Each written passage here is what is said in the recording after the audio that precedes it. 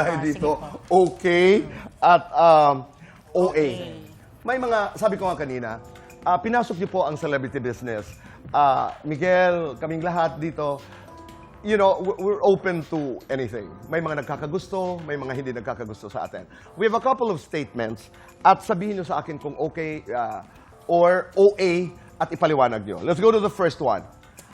Ang first statement ay, Mami Grace, hindi healthy kung magluto. Okay o OA? OA. Paliwanag Okay. mo, Mami. Pagtanggol mo ang sarili mo. Opo. Hindi naman po all the time hindi healthy yung niluluto ko. May time din naman na vegetables, fish, and sabi nila marami ako maglagay ng butter. Doon po talaga ako nababash. Kasi po, ilang kilo naman po kasing niluluto ko. Kaya isang butter din yung nilalagay ko. Isang buong butter. Kaya OA po. Tito Boy, minsan kunyari papaluto ako ng high protein na mga meals. Ayan, si Mami nagluluto. Kunyari mga wrap, chicken breast, Okay. mga ganon. Pero Mami, pag sinasabi halimbawa, ang dami-dami naman niya maglagay ng butter, napipikon ho kayo. Hindi po. Hindi ho kayo sumasagot. Hindi. Never po ako sumagot sa mga bashers. Oh. Hindi po talaga. Kahit isang beses, hindi. Okay. Let's go to the second statement. Mami Grace, ginagamit ang anak na si Miguel para sumikat. Okay, OA? OA. OA po. Bakit OA? Well, hindi naman, kaya naman Ay, sumikat. dapat naman, anak ka eh. Oo nga. Kaya naman Huwag sumikat. sumagot.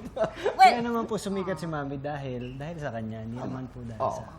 And pinaghirapan ko Saka rin po effort. naman din. Oo. Ako talaga seryoso ako doon. Sino naman ang gagamit sa isa't isa? Opo. Di ba? At saka- Kung gamit in a good way. Di ba? Tsaka agree din po ako. Siyempre, anak ko po to eh. Kaysa naman iba pang gumamit. Yes po. Di ba? Hindi naman gamit ho yun. Siguro may leverage lang. Kasi anak mo si Miguel Tan Felix. Yes po. At saka namuhunan ka rin sa iyong anak. I mean, ako nang magsasabi. He didn't do it alone. Bata pa lamang si Miguel, ikaw na ang kasama. Sabi mo nga kanina, ikaw nagbabasa ng script. Baligtad nga lamang ngayon.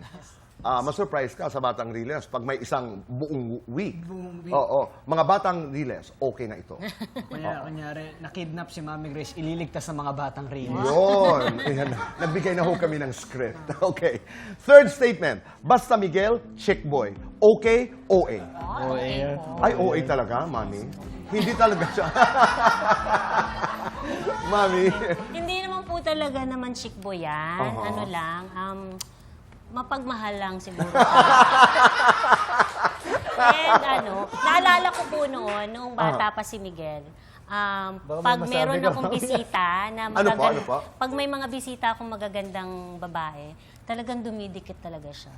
Oh. So, mahilig talaga siya sa magaganda. So, hindi siya chick boy. Hindi lang. Na-appreciate lang niya siguro yung beauty. Yung beauty. Appreciative lang ako. Ano? Appreciative lang.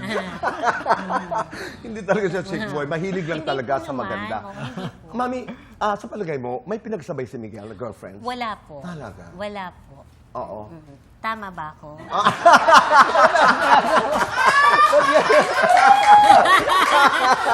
Pero sa pagkakaalam ko, wala po. Oo, good boy. Oo. Opo. Meron ho bang naging girlfriend si Miguel na ayaw niyo?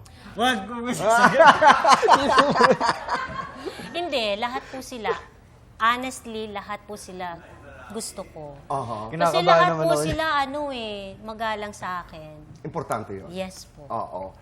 Pinakitaan naman po ako ng maayos ng mga naging ex niya. At yung mga naging ex niya, Isabel Patawad, ay ito'y napapagkwentuhan lamang. Sino yung pinakagusto niyo po ang ugali?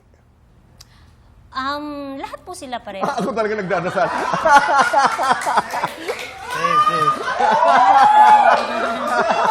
Lahat po sila. Totoo naman, lahat Totoo naman po. po. Lahat. Kinausap mo ba si Mami bago tayo mag-usap Hindi. dito? Kasi 3 araw po kami sunod-sunod na taping, so nung Pero totoo po, mababait po lahat. Okay. Pero Mami, talaga nagpumilit. Pero Mami, kung mamimili ho kayo ng isa, sino ang pipiliin niyo? At syempre, kung sino naman yung partner niya ngayon. Oh, O, di sino? ay, ganda naman. Kung sino yung... Pag-uusapan natin si Isabel mamaya. Fourth statement, eto na. Mami Grace, boto kay Isabel Ortega. Syempre, okay na to. Aha, okay. Nagustuhan niyo ho si Isabel first meeting? Yes po. Bakit, Mami? Siguro kasi, genuine, nafe-feel ko na genuine yung kabaitan ng bata eh. Aha, okay. And alam ko na, sa galaw pa lang niya, family-oriented. Correct. Noong bago mo ma-meet si Isabel, ano ang sinabi ni Miguel? Ma'am, dadalhin ko dito ang girlfriend. How did Miguel describe Isabel? Ang wala, pinakilala mami si Isabel. Naalala ko nun sa restaurant, ganun lang ka-casual. Okay. Wala naman na, Baka wala pa po kami doon. Ah, Kasi wala. na-meet muna ni Mami si Isabel nang hindi pa po kami. As friends muna. Okay. As friends. Pero botong-boto ho kayo. of course, sino ba namang hindi boboto kay Isabel? Oh, di ba?